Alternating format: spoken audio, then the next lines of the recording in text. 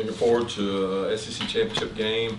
Always a great venue, a great event. I spoke on this yesterday. I feel like I'm saying the same thing twice, but it's just an incredible atmosphere to play in.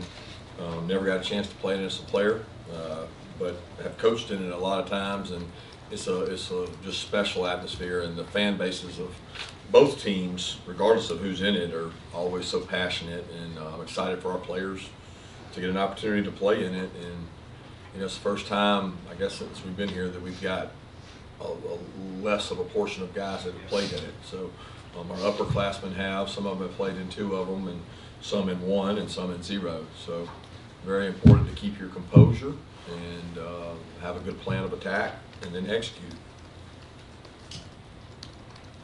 Raise your hands. I got other questions, I guess, should I call? Yeah. Does feel that way a little bit. Specifically on facing Alabama's defense and Will Anderson and all that entails, your left tackle situation, do you feel good about Broderick Jones being able to handle what all that Alabama can bring? Or would you, where is Jamari and his recovery, and would he be, you know, well enough to return to that position for you this week? Don't know the answer to that. Jamari's going to practice today. Jamari had a setback last week that was minor, but it was enough that he couldn't play this past week. You know, we wanted to get him out there. I thought he was going to play against Georgia Tech, but once he had the setback, it was a little tougher for him too. We'll find out where he's at. Pressure didn't tell you. It's really up to how he practices and what he does. The good news is you know, he's played a lot of SEC football. He's blocked some really good players before. They have some tremendous edge rush guys, including Will and others. They do a good job of attacking that. But I mean, he has to go against, you know, all camp he's had to go against really good pass rushers every Thursday. He gets to go against, you know, our guys and compete in 2 minute, things like that. So, I mean, if he's healthy, I feel good about it, Jamari being able to play. If he's not, Broderick's played in some big games now too. And Broderick's gone on the road and played in an Auburn environment, in a Tennessee, I guess it was Tennessee environment where he got to play. And so I'm pleased with what Broderick's been able to do. Broderick's a really good athlete, and they got good players. We got good players. They get to go against each other, and excited to see them go play. But I'm not sitting here overly concerned about just the left tackle. I mean, we got to block. We got to throw and catch. We got to be able to run the ball. We got to be able to have some form of balance, and we got to do what we do better than what they do. Hey Kirby, how do you use your tight ends, not just as a receiving aspect, but also in the blocking aspect of your offense? Yeah, those 3 guys have kind of been the unsung heroes. In some cases, I guess you could say they're not unsung, but they're the unsung heroes in terms of everything they've been able to do. Number one, they've been dependable. Outside of Darnell, they've been healthy. And when you get dependable, healthy talent, good pass catchers, I think Coach Hartley's done a tremendous job of them in run blocking. You know, it's hard to find tight ends that can block defensive ends in NFL, but in the SEC. And our guys, but we don't leave them out on an island often, but they hold up when they have to block in the run game and get movement and read things. They do a tremendous job. So they've been weapons catching the ball, and they've been targets. Obviously, Brock has been that, but the other guys have been as well. So they're a big part of our success on offense. Kirby, why do you think you guys have been able to hold up well from a pass rush perspective after Adam Anderson wasn't available? Because I know you have other quality guys, but did you guys make some tweaks in terms of how you approach that? Not really. I mean, we haven't changed a lot. The guys have bought in. We've got, you know, a good group. We've got less depth all across the defensive line now in edge rushers than we had previously. But I mean, you get good rushers, you let them rush. You know, they'll go against one of the best tackles in the country and our best groups that we've faced as a whole. So they'll have to do a really good job. Kirby, I know you hit the whole Ubers narrative in the media and fans, but I'm just wondering, 3 times you've coached against him, have you found anything unique different about coaching against Nick Saban in a game? You got really good players. I mean, isn't that what it's about? I always defer to the players in terms of games. I mean, people have just talked about our defense a lot this year, but it's really about the players. It's not about Coach Lanning or myself, or it's about the players. And I've got immense amount of respect for Nick and the job he's done and what he's done in Alabama the time I was there and since I've left. But he'll be the first to admit it's the phone calls Monday through Thursday and the official visits Saturday and Sunday that get the job done in terms of the players. But it does take a complete organization and great leadership, and he's provided that. I know you talked about having your players run early in the week to get ready for a 4-quarter game, but the other part of that is the poise in those make-or-break moments in the fourth quarter. Is that something you can simulate, or you can't have that until you have that? Well, it depends on how you view every moment. I mean, I look at every moment in opportunity in practice. We're coaching. We're demanding excellence. We create adversity because we go against each other. We put, hey, today we got 5 2-point plays. Offense, you're going to go ones on ones. We're going to go out here and see who wins the most, best 3 out of 5, 2 points. I mean, there's some adversity in that. Those are heat of the moment type plays. I know for a lot of you guys, you'd say, well, that's not the same as a game. It is. I mean, we make it like a game. You can only want to do it right so bad. If you want to do it really right in practice, you're creating that same situation. And a lot of our guys have played in the heat of the moment many times. I mean, I look at every start of every game that way. So I don't put greater emphasis. There's no like, okay, well, we've got to simulate this or this week. No, we got to go be who we are, and we got to do it better than they do it, and that's your goal. Kirby, what concerns you most about Mechie and Jamison Williams? I mean, the quarterback, the ability to get them the ball. I mean, they're really elite wideouts, but what puts them over the top is the distributor. You know, he is an incredible athlete, player, decision maker. What he doesn't get enough credit for is when the play breaks down, his skill set to deliver the ball, make people miss, and he sets up rushers. He's like a point guard. He's like an elite point guard that can distribute the ball. And when he's dribbling down the court, he's got the ability to throw it over there, and then he can make you miss. And he almost baits rushers. You know, he sits back there and is very patient, keeps his eyes downfield, great composure. But he makes those guys even better, because where there might be another guy like that somewhere, they might not have the distributor to get them the ball. And you know, he does a tremendous job. And I think that O'Brien and them do a great job of putting them in positions that they're hard to cover. You know, they mix up where they put them. They're not here and there, and that's where they are. They move those guys around.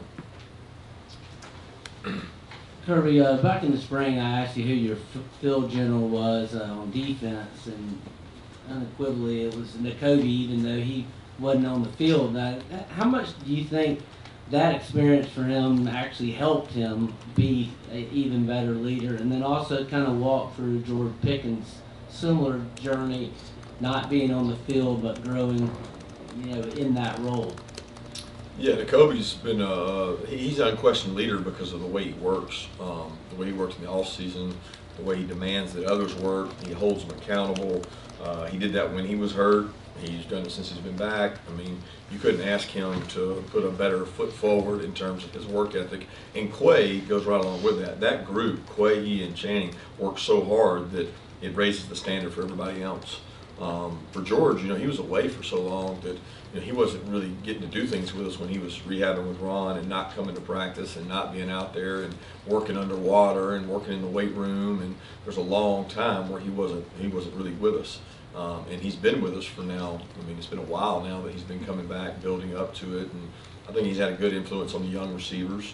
And some of those guys had to play faster than maybe you would have wanted because of injuries, and they've been thrown to the fire, and he's provided some experience for those guys. Kirby, last year in that game against Alabama, you know, Stetson had some plays in that second half where he put the ball in danger and made some, you know, poor decisions. How have you seen him grow in that aspect this year of taking care of the ball and, you know, kind of like you said, being Bryce Young, you know, being a distributor to the playmakers and, you know, not putting the ball in harm's way? Yeah, I think a big part of it is, number one, protection. How well can you protect and allow him to? Because no quarterback's very good without protection. I think we've seen all good quarterbacks have rough days when the protection's not there. So the first thing you have to do is protect him well. You have to have a plan. He has to understand the plan.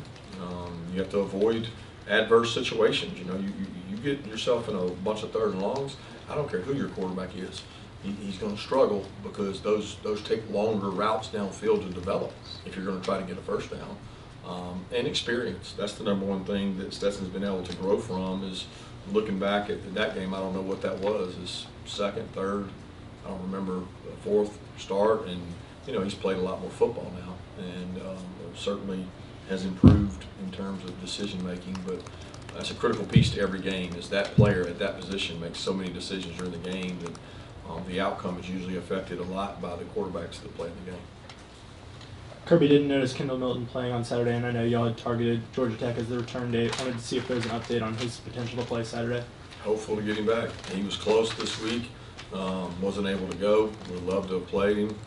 Going to try to work him back in some this week and just see where he is. That's one of those things. It's a confidence issue at MCL. It was an MCL with the knee, and he's gained a lot more confidence. I know he looked a lot better Saturday than he did on Wednesday and Thursday when he was out there warming up. Two questions, if I would. First, just an update on Kieron Jackson, if you've been able to get one since we last talked to you.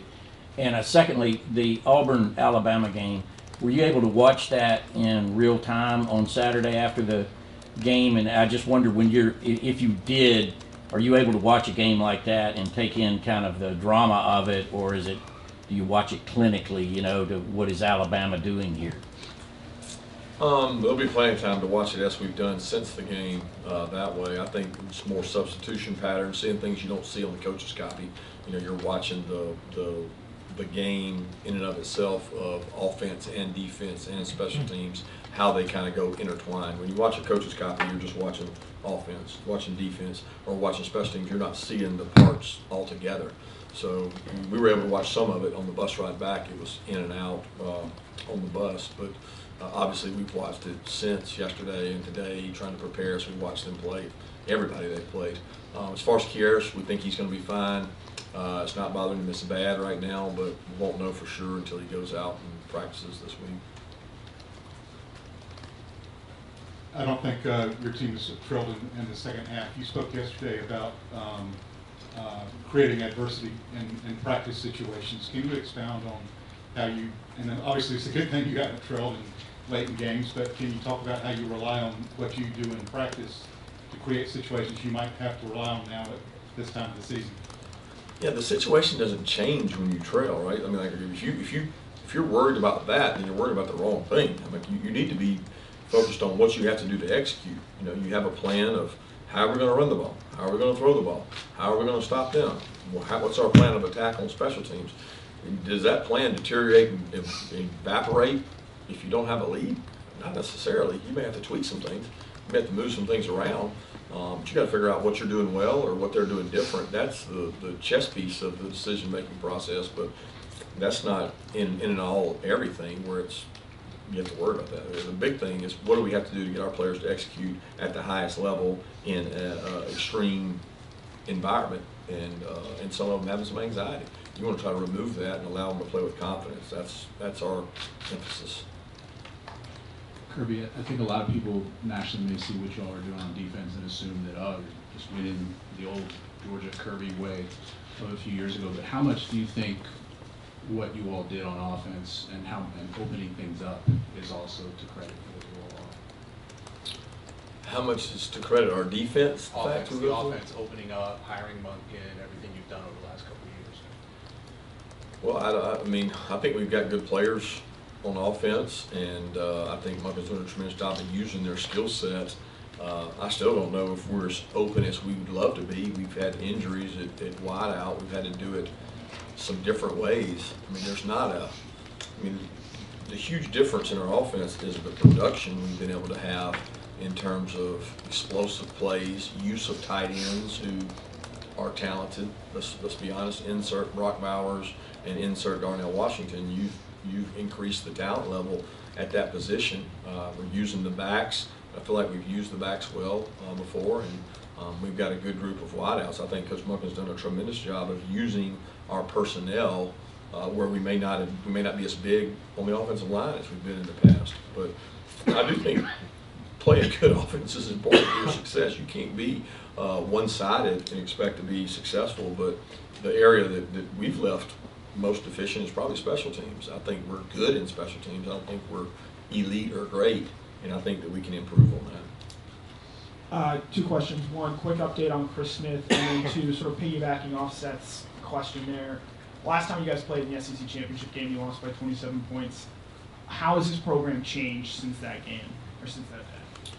Well, number one, the team we played that day was a really good football team, probably one of the best that I've seen. And I've been in the SEC for 18 or 19 years, so they were a tremendous football team with a really good football team. We've improved. I think we've recruited well. I think our kids are playing with confidence. I think there's a lot of things outside of just the X and O's of football that this team is really connected, and they've done a good job from a leadership standpoint. So we're not the same team we were then, and there's some areas that team was probably more talented than this team. But the strength of this team, I've said it repeatedly, is the team.